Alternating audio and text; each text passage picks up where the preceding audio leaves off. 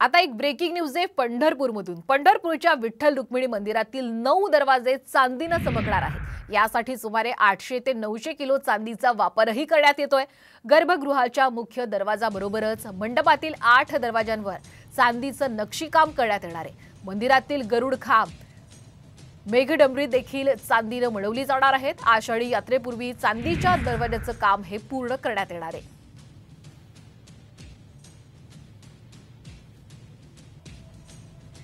दरम्यान इथला आढावा घेतलेले आमचे प्रतिनिधी भारत नागडे यांनी। पंढरपूर येथील विठ्ठल रुक्मिणी मंदिराचं प्राचीन रूप समोर आल्यानंतर आता मंदिर समितीकडून जे विठ्ठल मंदिरातील जे 9 मुख्य दरवाजे आहेत त्या दरवाजांना चांदी बसवण्याचा निर्णय घेतलेला आहे। आपण हे बघतो की विठ्ठलाच्या गाभाऱ्याचा मुख्य दरवाजा आहे आणि या दरवाजावरती चांदीचं नक्षीकाम बसवले जाणार आहे। असेच सोळखांबी आणि चौखांबी या मंडपामध्ये देखील अन्य 8 दरवाजे आहेत। मंदिर जतन आणि संवर्धनाचं काम सुरू केल्यानंतर आपण प्रत्यक्ष गाभाऱ्याचं काम 15 मार्चपासून सुरू केलं आहे।